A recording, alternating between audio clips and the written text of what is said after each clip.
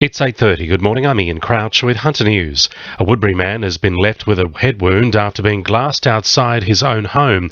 The 27-year-old went to investigate a disturbance on Saturday night in Kookaburra Parade, only to be confronted by a group of several men. He was allegedly attacked with a glass bottle.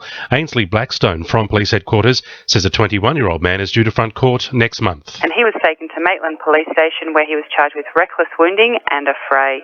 The man was granted strict conditional bail to appear at Maitland Local Court on Monday the 20th of July, and the investigation continues. Lake Macquarie residents are calling for a toxic waste pile at Marmong Point to be cleaned up. The Herald reports the 100-metre stretch of black slag from the former Pasminco smelter was uncovered when a retaining wall collapsed during the April superstorm. Meanwhile, a new report from Macquarie University has revealed toxic slag found in public areas around the lake contain lead up to 30 times above recommended health levels.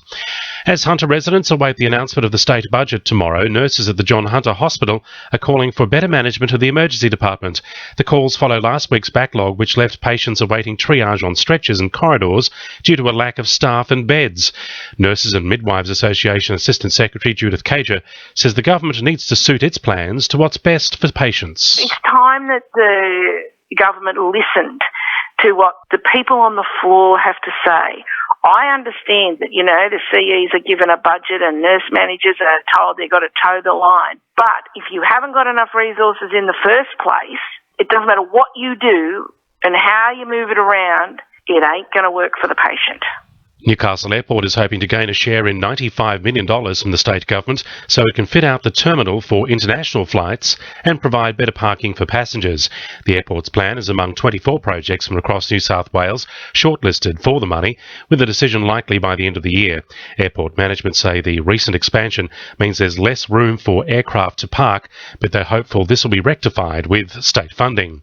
Parliamentary Secretary for the Hunter, Scott McDonald, is seeking community input on the state environmental planning policy. A review of the policies is being undertaken to simplify the planning system by removing unnecessary duplication and red tape for the community and business.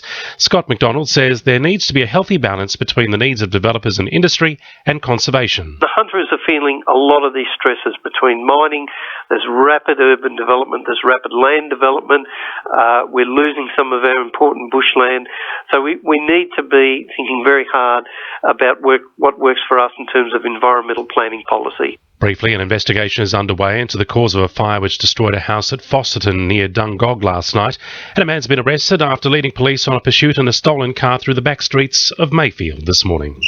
Sport for our sponsor, NewcastleCheapestCars.com.au. The Newcastle Knights are staring down the barrel of the 2015 Wooden Spoon after their 9th loss in 10 games.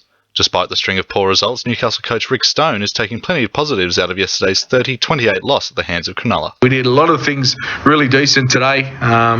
We've still got a fair few players out, but we know we need to improve. And when you've got younger players and they're still finding their feet, you're going to get some of this sometimes.